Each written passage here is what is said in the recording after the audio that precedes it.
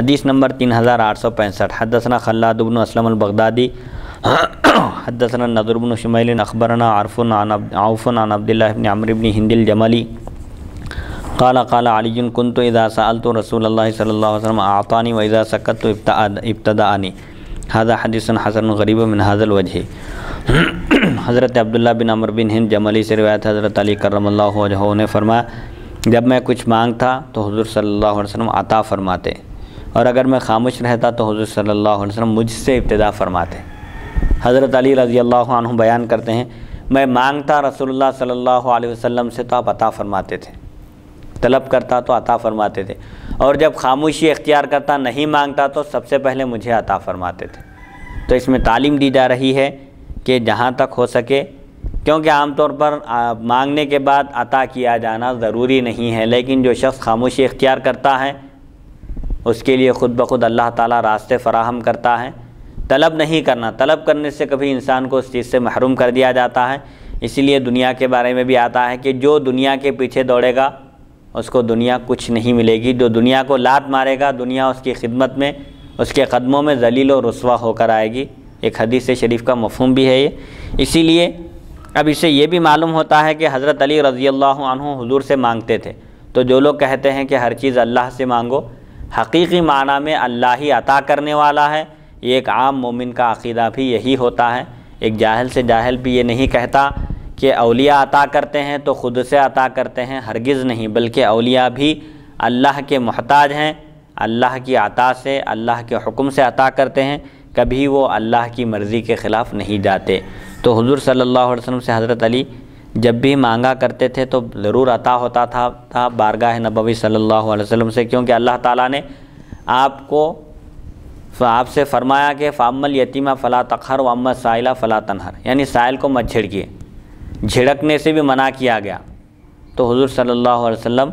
ہر طرح کی عطا کے مالک ہیں۔ اللہ تعالیٰ نے آپ صلی اللہ علیہ وسلم کو ساری دنیا کے خزانے اور کنجیاں عطا فرمائی تھی کہ آپ جس کو جو چاہے عطا کر دیں۔ کسی کو حافظہ عطا کیا، کسی کو فیصلے کی قوت عطا فرمائی۔ چنانچہ حضرت علی رضی اللہ عنہ کو جب آپ نے گورنر بنا کر بھیجنے کا ارادہ ظاہر فرمایا تو علی رضی اللہ عنہ نے عرض کیا کہ میں اپنے اندر فیصلے کی قوت نہیں پاتا۔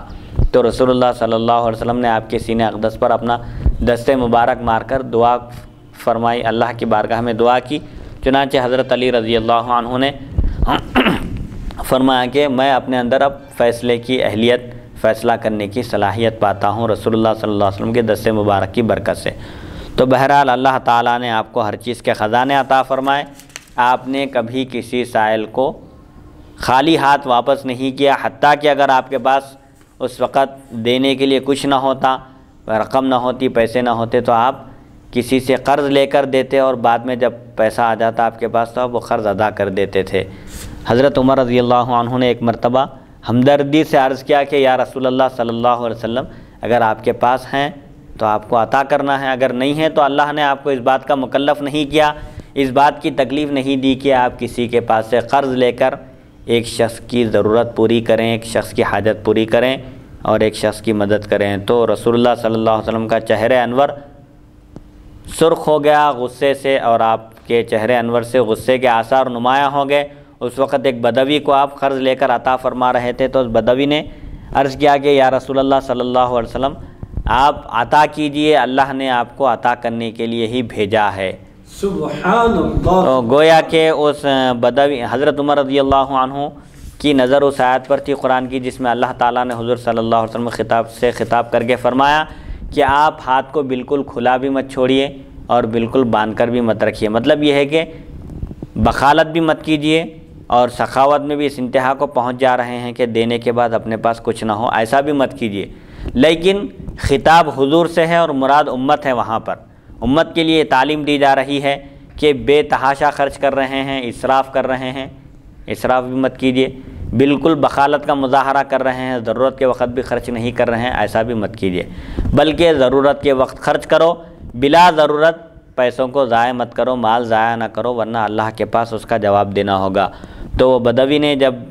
یہ اس آیت کی تشریح بیان کی تو حضور صلی اللہ علیہ وسلم کے چہرے انور پر پھر خوشی کے آثار نمایاں ہونے لگے اور آپ خوشنودی کا اظہار فرمائے۔ تو اس سے معلوم ہوتا ہے کہ رسول اللہ صلی اللہ علیہ وسلم کو اللہ نے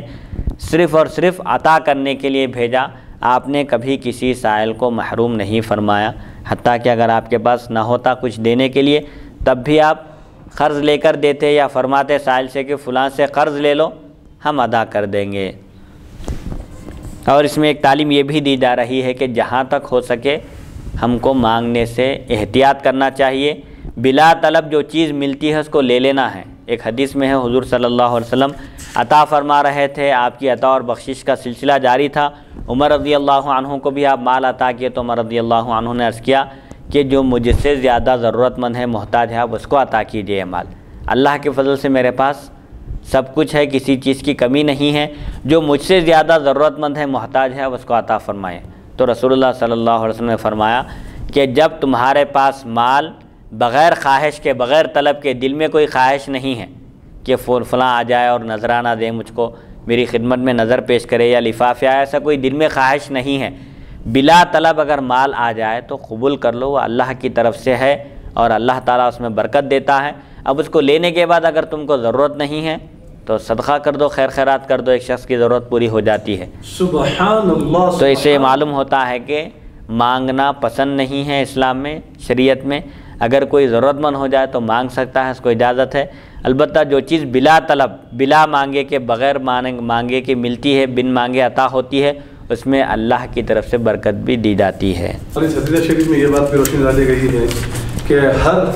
ظاہری آیت پر جو ہے فتویٰ دینا نہیں چاہیے۔ جی، جیسا کہ وہ بدوی صحابی جو ہے، آپ عطا فرمائیے، اللہ آپ کو عطا کرنے والا ہے۔ جی، اور حضرت عمر رضی اللہ عنہ کی ظاہری آیت مبارک پر نظر تھی، جی، لیکن وہ صحابی اس آیت کی تفسیر عرض کیے جی، تو حضور خوش ہوئے اور خوشی کے آثار جو ہے آپ پر، کیونکہ حضور صلی اللہ علیہ وسلم سے عام طور پر خطاب ہوتا ہے، لیکن اس کا رخ، اس خطاب کا رخ امت کی طرف ہوتا ہے کہ امت کو تعلیم دی جاتی ہے، کیونکہ حضور صلی اللہ علیہ وسلم سے اللہ تعالیٰ فرما رہا کہ اما یبلغن عندک الکبر احدہما وکلاہما فلا تقل لہما اف، والدین کو اف بھی نہ کہو۔ قرآن نازل ہو رہا ہے اور یہ ہدایت دی جا رہی ہے، خطاب حضور سے ہے، لیکن والدین اس وقت بقید حیات نہیں ہیں، تو پھر یہ سوال ہی پیدا نہیں ہوتا کہ آپ والدین سے اف کہیں گے۔ تو فلا تقل لہما اف، والدین سے اف بھی مت کہیے آپ، یعنی والدین کے سامنے کوئی ایسی گفتگو مت کریے یا والدین کو کوئی ایسا کلمہ مت کہیے جس سے ان کو تکلیف پہنچے۔ تو حضور صلی اللہ علیہ وسلم کے والدین ہیں ہی نہیں، لیکن اللہ فرما رہا کہ والدین بوڑھے ہو جائیں، بڑھاپے کو پہنچ جائیں دونوں، تو اف بھی نہیں کہنا اور اچھی گفتگو کرو، نرم گفتگو کرو۔ تو خطاب حضور سے ہے، لیکن تعلیم امت کو دی جا رہی ہے، اس آیت سے یہ بات ثابت ہوتی ہے۔